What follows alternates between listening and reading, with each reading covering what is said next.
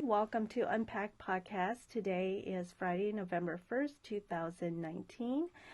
My name is May Xiong, and I have here today our guest who will speak on the theme of Empire and Afterlives is Professor Mai Der Vang. And Professor Mai Der Vang is the author of Afterland, winner of the 2016 Walt Whitman Award of the Academy of American Poets, longlisted for the 2017 National Book Award in Poetry, and a finalist for the 2018 Kate Tufts Discovery Award. The recipient of a Lannan Literary Fellowship, she served as a visiting writer at the School of the Art Institute of Chicago. Her poetry has appeared in Poetry, Tin House, the American Poetry Review, among other journals and anthologies. Her essays have been published in the New York Times, the Washington Post, and elsewhere. Mai Der is a member of the Hmong American Writers Circle, where she co-edited How Do I Begin? A Hmong American Literary Anthology. A Kuhneman Fellow, Mai Der has completed residency at Civitella Ranieri and Hedgebrook. Born and raised in Fresno, California, she earned degrees from the University of California, Berkeley, and Columbia University. She teaches in the MFA program in creative writing at Fresno State. Professor Vang, I'd like to begin by asking you, as a second-generation Hmong, how do you find yourself composing such profound verses that elicit strong memories? Thank you, first of all, for having me.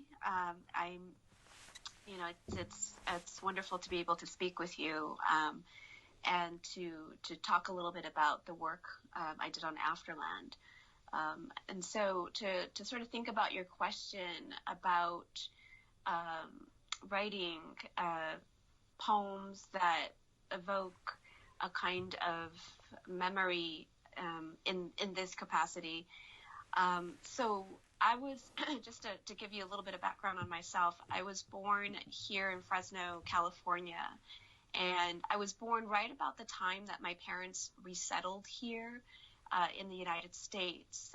So it was the very, very early 80s, and if they had stayed in the refugee camps, even for just maybe half a year longer, there's a very good chance that I would have been born in the refugee camp, because my oldest sister, who was just a year older than me, she was born in the refugee camp. So there are just months that sort of separate the possibility that I could have been born there as well. But there's a feeling inside of me that believes that maybe I was conceived in the refugee camp. I don't really know. I've never asked my mom or my dad. But the fact that I was the first child for my parents to be born in this new country is something that really struck a chord with me growing up and living through the 1980s, which for us and for many other Southeast Asian refugees was the era of resettlement, was the era of refugee resettlement. So for me, I lived through growing up and seeing what it was like for my parents to have to confront the challenges of adapting to a new culture, a new landscape, a new language, and all of that was internalized within me growing up, seeing and witnessing what those struggles were about and what was contained within those struggles. The challenge of having to go to the grocery store and having to sort of count your change in front of the cashier because, that's what I had to do for my parents, or having to go, to school and having parent-teacher conferences where I translated for my parents. I had to tell them how I was doing in school in front of my teacher, So growing up, I was very sort of immersed within that struggle of being a refugee, of living the experiences that my parents were living simultaneous to my experience of also struggling to adapt to American culture as a child, and then eventually then as an adolescent and teen. And so through writing these poems, I tried to internalize a lot of that as much as I could. And also growing up, I heard my parents tell many stories, or at least even if they didn't tell us the full story of what the war was about, there was a lot of gesturing towards some kind of grief, some kind of collective grief that they had experienced with my aunts and with my uncles, with people running, people fleeing a land, homes and villages lost, sort of this trauma, or like kind of like a slight PTSD still from the war. And so I grew up kind of immersed and surrounded by this kind of tension that I didn't fully know the story about. And so I took all of that and I tried to sort of put it into my poems as best as I could. And then eventually later, when I went to pursue my bachelor's, my undergraduate degree, I did more research. I did more research about the secret war, about the Vietnam War, about the resettlement of refugees around the world, the implications of the war, and found myself just almost horrified when I learned about how this war was conducted in such a way that our people became, almost permanently displaced. Yes. I think thank you for sharing that about your experience. I think that's extremely important in terms of trying to understand the experiences of refugees. And that leads me into my next question with regards to Yen Le Espiritu, who is a Critical Refugee Studies scholar and professor at the University of California, San Diego. She wrote a book, and in her book called Body Counts, the Vietnam War and Militarized Refugees, she speaks of refugees as intentional beings, that is, refugees who do what they must to survive, and refugees living afterlives, meaning refugees who seek to create lives worth living rather than refugees' lives being depicted by the secret war as victims needing to be saved by the U.S. And I wondered, as you write about refugees and their experiences, how do you compose these pieces about the intentional experiences of Hmong refugees and their afterlives? That's an amazing question, and I'll try to sort of unpack it as best as I can. So I feel like it's really valuable to think about the significance of this notion of afterlives, and afterlives being sort of this the regathering of oneself, or the reassemblage of the remnants of who one is after having experienced some kind of transition or some kind of transformation. And oftentimes that transformation is very unsettling, shocking, and sort of can turn someone's life upside down. And in my view, that's kind of what I can think about in terms of afterlives. And so for me, I think about sort of what that means in terms of what I wrote and this book, and I'm compelled to sort of think about the fact that part of the experience of having been raised in a refugee family, and being part of a community that has experienced this thing called the secret war. I think there's value in acknowledging how people who are experiencing a kind of afterlife are working through to sort of understand their own agency and their own positioning to those acts, to those experiences of war, so that they can sort of so that bigger picture can be built about who they are and the collective history that they share. I do see the importance too, and I can't negate how valuable it is and how meaningful it is for some refugees who have gone through extreme grief and trauma, and as a result do have to do what they must do to survive, have to then sort of navigate this terrain, given the tools that they have, and what little tools those might be. But there's value to then stepping out of that and realizing that the situations that one might be in is being sort of ushered and brought on by these larger external forces. And in this case of the war, I mean, when I think about the secret war and I think about its implications today, it really devastates me still. Like, even when I first learned about it and I learned what our, collective history meant to, the collective history experience of this war, like I said, I was horrified by it and just, really felt a deeper understanding of what my parents and elders had to then go through. But now it's like, even when I think about this war, I still get these feelings of just anguish and frustration and devastation and more anguish, because I feel like, the war, when we think about the war, it was not only a war in which, our parents fled for their lives, and in which, people might say that, it was a war that allowed Hmong people to come to the United States. It was a war in which we were recruited to fight alongside the Americans. And that sort of makes it sound agreeable and as if we were cooperative. But the other angle of the war that matters to me is the angle that says we were essentially used and exploited by the U.S. government to serve as a proxy army for them so that they could engage in this conflict without breaching any neutrality laws, which were sort of, which was the state that Laos was in, was being this place of neutrality. And by using a guerrilla army, the United States could then circumvent some of those laws. And that's what frustrates me and angers me, because there's so much wrongness in all of that.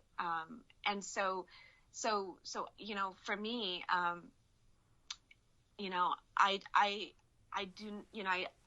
do think that there's the conflict of the view of the Hmong as being needed to be saved by the Americans, this sort of colonialistic impulse that the Americans will come and save the savage Hmong, quote unquote.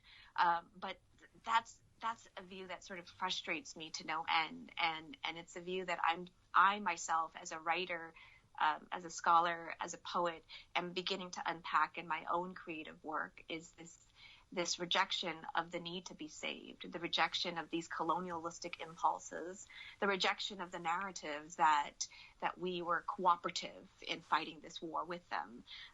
And so those are all sort of things that I continue to think about, is the complexity of the afterlife that is still transpiring today. Yeah, and, it makes me think about the piece that you wrote in the New York Times, the Odd Ed piece, where you speak about how this trauma is in some ways innately tied, right, to and strong into our DNA. And I thought that was such a beautiful way of capturing what this is for all of us, no matter what generation we are. And how we can think about our connection with the past, but then how we move forward in many ways. And I think that your poetry really does help us to do that. And this is where I would like to shift gears a little bit to move into your writing, and particularly in the collection of Afterlands. I was listening to one of your, on YouTube, there was a collection, or the release party in April of 2017 in Fresno of Afterland, where you read some of the pieces, and you spoke about being a writer and coming from a culture that did not have a strong literary culture. And I wonder if you could speak to how you came to be a writer and why. Yeah, certainly. So for me, growing up, as I shared earlier, in a very traditional, typical refugee family, my parents did not speak or read, write English well. And so, when it came to translating, it was sort of upon us children to kind of be able to do that for my parents, even if it was something as simple as going to pay the rent. That was left upon us children to do for them. And we did that growing up because our landlord was very close by and next door to us. And so we would go deliver the rent for them. And so growing up, that was sort of a common thing that continued to happen is the sort of reliance on us children to be able to serve as the intermediary for my parents to help them engage with society and the world. And so that meant that I would write letters for my dad sometimes. We would fill out forms for them. We would translate or interpret mail that came in, and my parent, when my dad needed help with that. And eventually my dad, he, as he sort of progressed in his own engagement with English, he got a little bit better. His English is a lot better today. But growing up, that was sort of the case for us. And I grew up in a very large family, again, very traditionally refugee. So there's 8 of us children, and I'm the second oldest in my family. And so growing up, I just, for whatever reason, I was the one child in my family that loved to read and to write. And I did that, during my summer vacations. I would read prolifically, a lot of YA novels. And then during the school year, we were given, in my elementary school, we did a lot of creative writing. So we would write stories, we would write poems.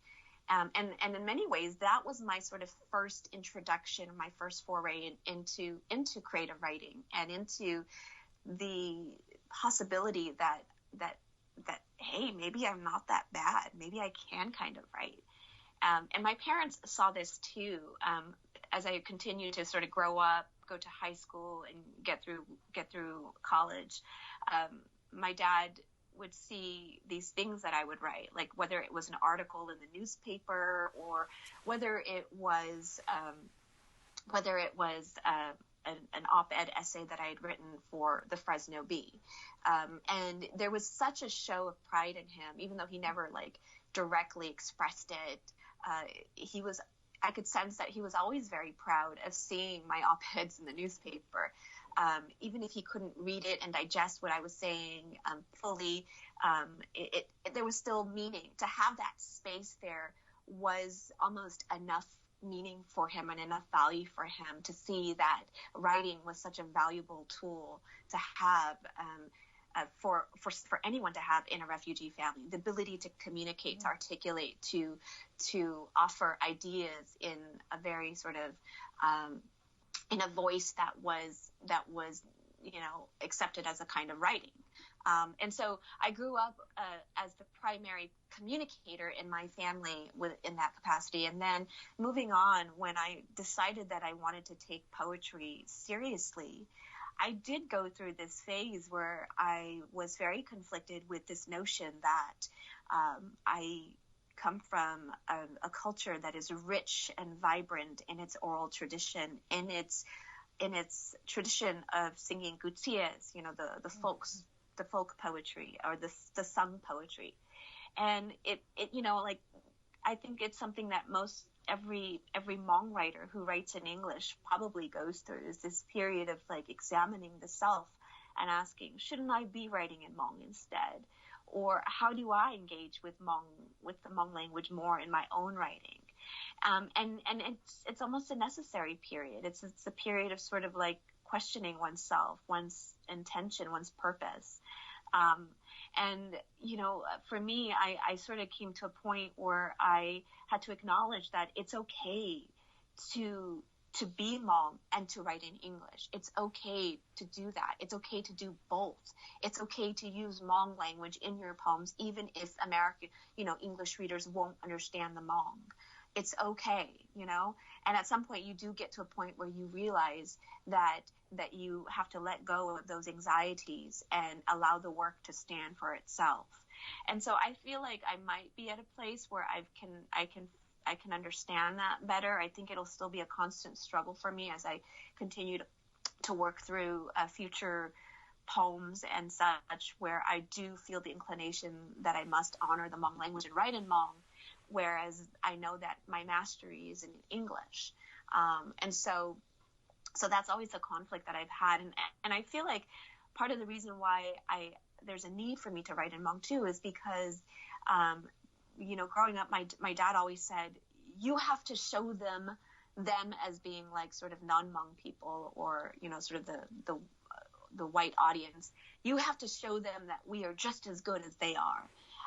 And I feel like that sort of notion has always stayed with me, showing them that we are just as good as they are. And writing in English has been a way for me to sort of carry that out and to demonstrate that, yes, I might be Hmong, but I can write just as good as you can. We might be Hmong, but we can write just as good as you can. And that has encouraged me to think about the value of writing in English, but then at the same time also feeling extremely proud of the fact that I do come from a culture that is so rich and vibrant in its tradition of orality. And so that stays with me as well. And someday I would love to be able to write poems, or at least like half of my poem in the Hmong language, and be able to articulate those feelings and those emotions and those gestures in the Hmong language as well as I do in English. But, that'll be hopefully someday in the long term. Yes, someday for sure. And I can't wait. I can't wait to read that in Hmong someday. We are getting close to time, but I do, there's some burning questions I really want to ask. And it's really interesting, the book that I mentioned earlier by the scholar Espiritu, Body Counts, has a double meaning. And it made me think about your title, Afterland. And I was curious how you came to that title.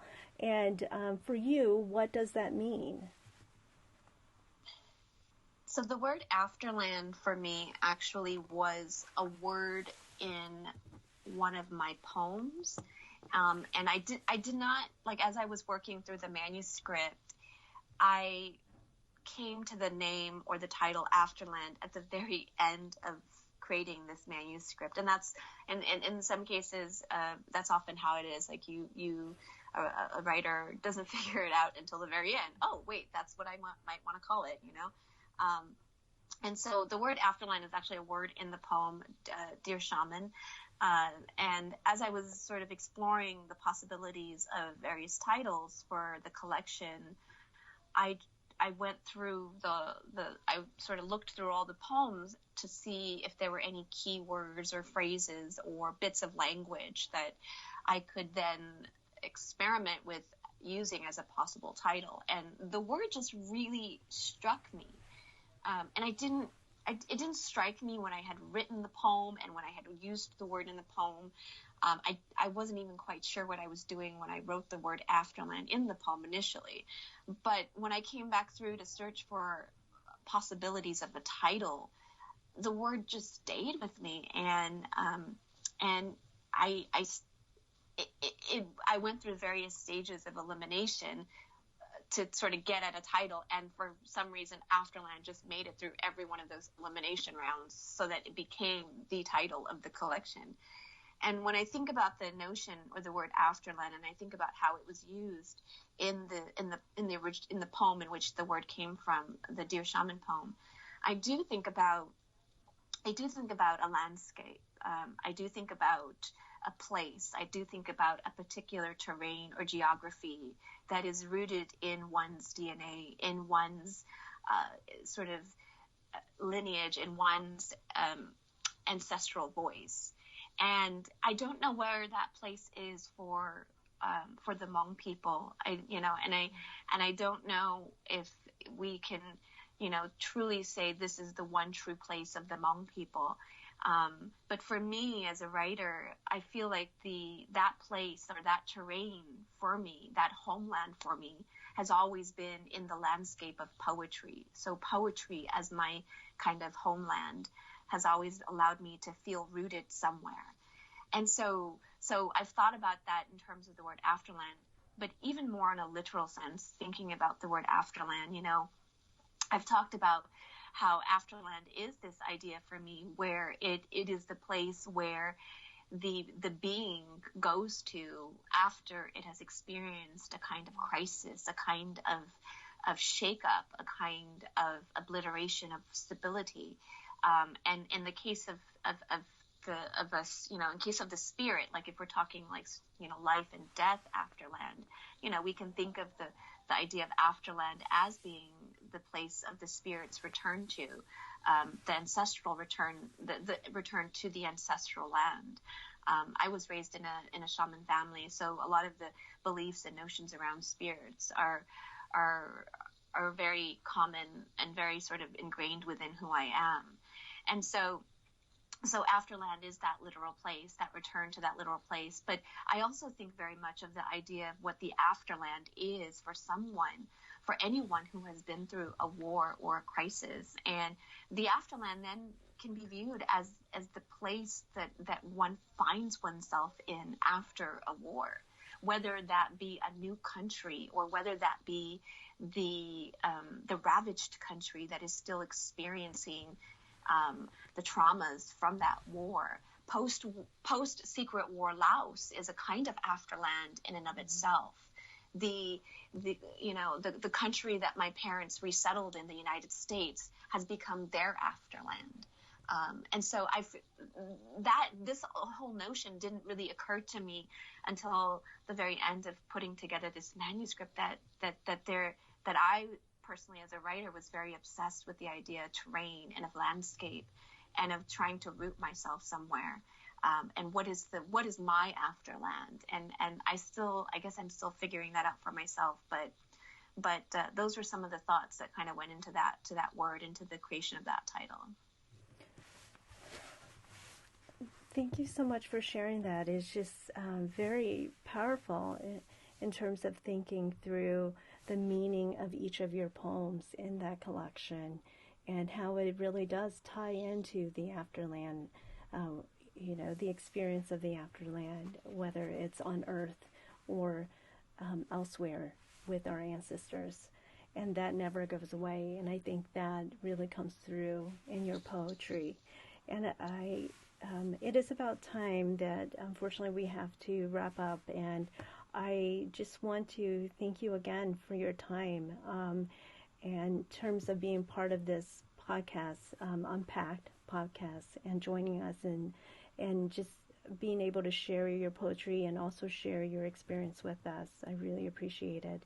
At the same time, I was wondering if there's any possible way, if you have access to one of your poems that you could read to close out our session? Sure, yeah, I can do that. Let's see. So I'll read Original Bones. And this was a poem that I wrote going back to sort of the notion of landscape, but also the notion of language and of that conflict between the oral tradition and the written language, and trying to find a place for myself within that. Original Bones. I wander the earliest days when I had a written language, before 1952, when missionaries in Laos wrote one for me. Before 1959, when a phantom script came to the mother of writing. Before 1986, when I drew the letters of Mai Der. I showed up in southern China a few millennia back. Uncooked people led to war. As a child, I once looked up from a farm in Fresno's valley. So much deeper the engine echoes in my kicking eardrum. Grayer now my eyelids snarl into clouds. There was a time the mountain came to surrender. pressed itself down as my page. That is beautiful. Thank you again. I look forward to the next work that you publish and share with us, and continue to share the experiences of Hmong refugees. Thank you so much for your time. Thank you.